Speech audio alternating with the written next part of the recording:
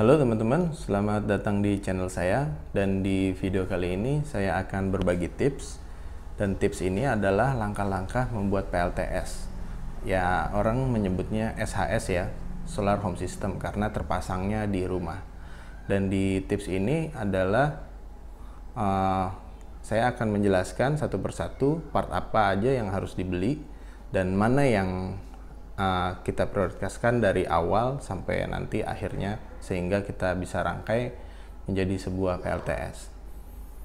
Oke, kita simak videonya.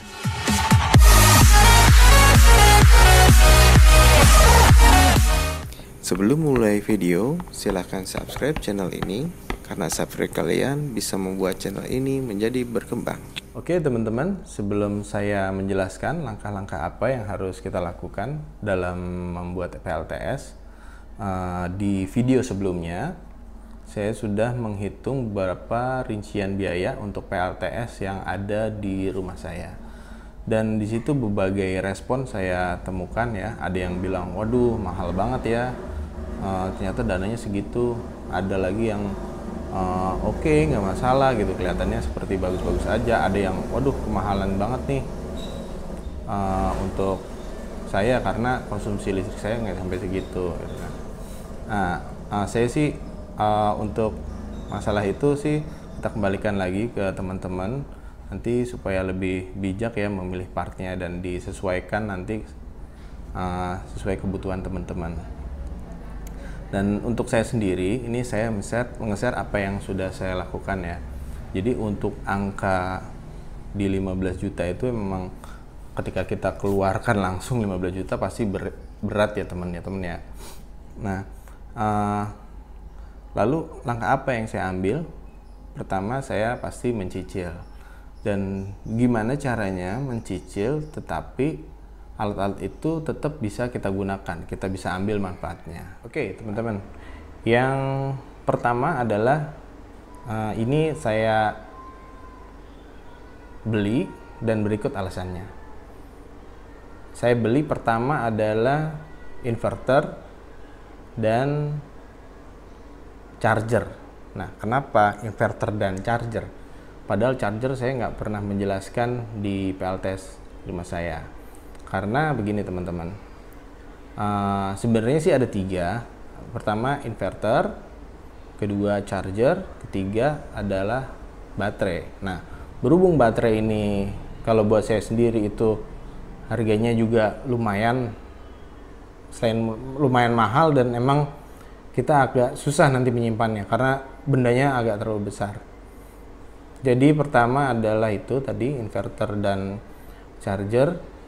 Nanti kalau sudah teman-teman bisa menabung yang lainnya, baru dibeli baterai. Baterai itu yang udah saya jelaskan juga ya, di videonya ada di sini nih. Nah, silahkan ditonton juga. Ketika kita sudah bisa membeli 3 komponen ini, otomatis kita sudah bisa menggunakan sebagian dari sistem PLTS off grid ya, di mana baterai itu menjadi sarana untuk menyimpan energi. Nah, kenapa menyimpan energi? Karena nanti energinya tetap kita pakai dari PLN untuk sementara waktu sambil kita menyicil spare part lainnya ya, atau komponen yang lainnya. Jadi dari PLN kita charger di baterai, lalu nanti dikonversi dari inverter menjadi listrik rumahan ya. Ini dipergunakan hanya untuk kondisi-kondisi darurat, misalkan dari PLN listriknya padam.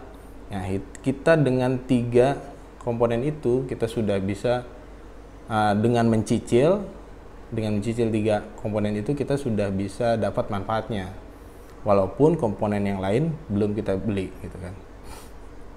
Nah, setelah 3 komponen itu lalu berlanjut ke SCC. Nah, SCC.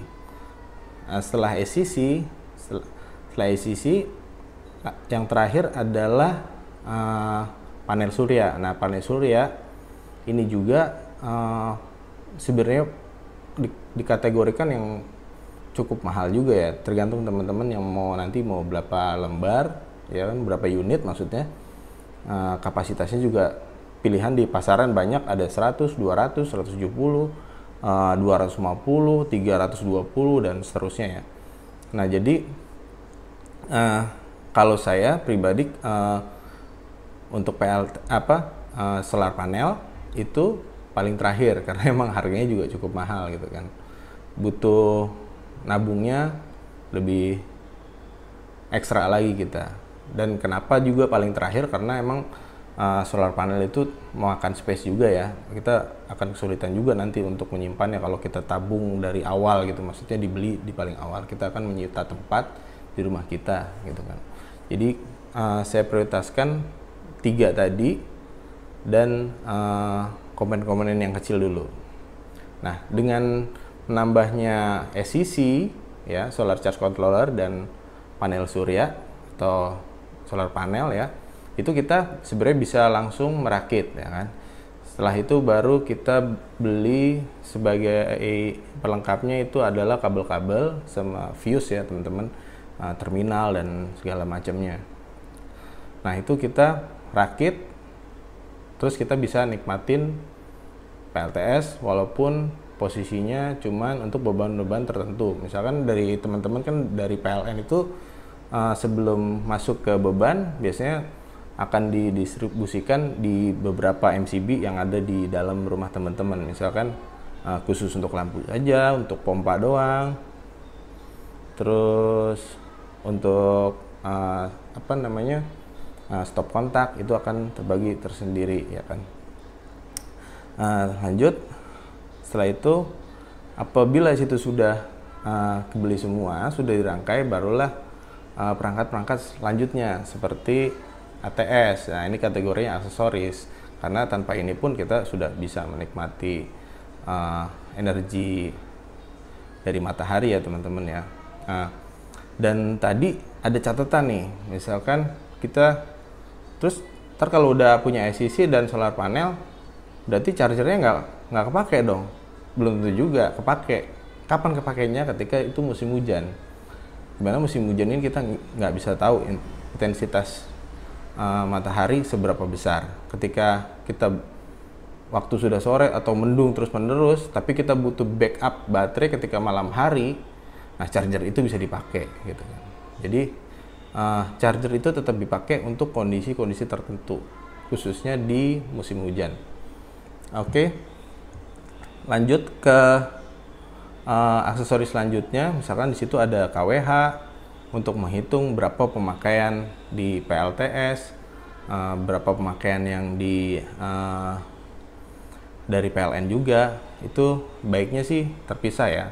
Saya hanya baru satu nih yang dari PLTS aja. Nah, itu fungsinya di KWH itu sebenarnya kalau buat saya sendiri untuk menghitung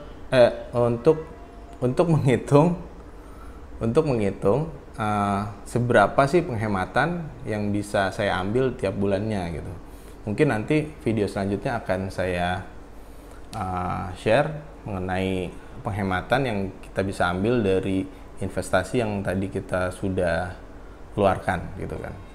Dan balik modalnya akan berapa lama gitu kan. Lalu mungkin ada beberapa hal yang mesti diperhatikan juga terkait safety, dan ini juga belum saya pasang, akan bertahap juga. Makanya teman-teman simak terus nanti video saya selanjutnya. Salah satu contoh, dipasangi komponen seperti dia penangkal listrik ya, penangkal petir ya. Jadi ketika ya jangan sampai ini terjadi ya, ketika ada tegangan lebih akibat hujan misalkan, terus ada petir, nah itu ada komponen yang namanya penangkal petir ya. Itu voltasenya bisa 1000 lebih untuk mengamankan di SCC kita, terus mengamankan juga komponen-komponen yang lain seperti inverter. Apa kelebihan tegangan dia akan rusak juga. Dan itu sebenarnya penting juga ketika kita tinggal di daerah-daerah dataran tinggi, apalagi pasang solar panelnya itu benar-benar di lantai 2 atau lantai 3 gitu. Itu menjadi komponen penting buat teman-teman semua. Mungkin itu teman-teman yang bisa saya share. Terima kasih sudah menonton. Yang mau komen silahkan di komen, ada yang ditanyakan atau ada yang mau kritik boleh juga, demi kemajuan dari channel ini. Yang subscribe, yang belum subscribe silahkan di subscribe, dan sampai ketemu di video selanjutnya.